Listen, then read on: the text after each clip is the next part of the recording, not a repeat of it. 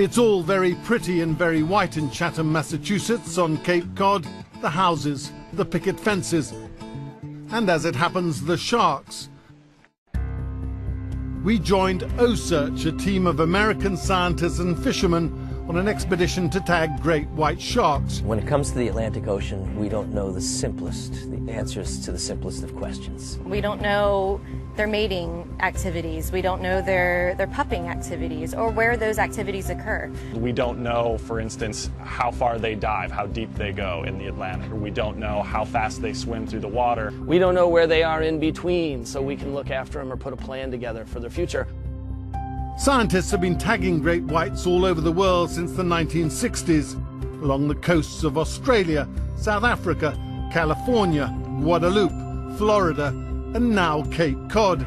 As many as 500 great whites have been tagged, and we are gradually building up a global map of shark movements. Right to the abdominal area.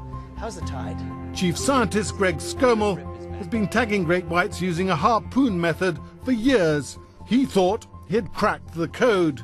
Most of the sharks went down to Florida and Georgia, the southeastern United States. Simple migratory pattern, except one shark did not. One shark did something very, very different. It moved off the continental shelf, away from the east coast of the United States, down to toward Bermuda, and then kept going past Bermuda and went into the part of the Atlantic we call the Sargasso Sea. Her name was Curly.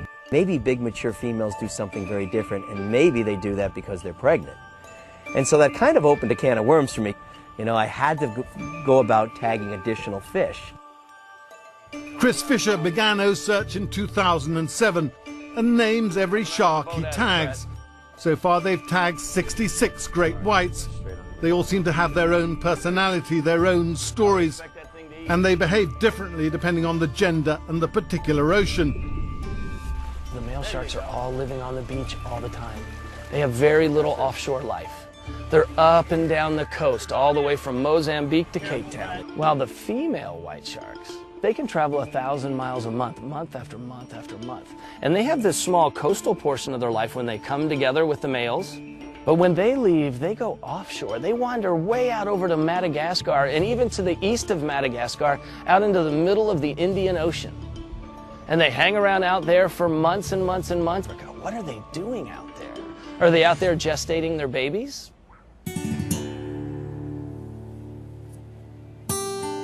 As any fisherman knows, you have to be patient.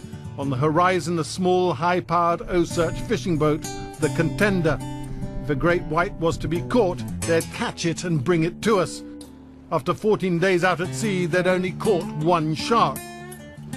6 sun-beaten hours without any word of a bite. We were resigned to just learning from the experts. But when you have that animal in front of you alive, you know, kind of it coming to your world, you just get a whole new perspective of how big this creature is. What is going on? What? What's that? We're hooked up. We're hooked up. That's critically important. The crew were ready, and I was about to come face to face with a great white shark.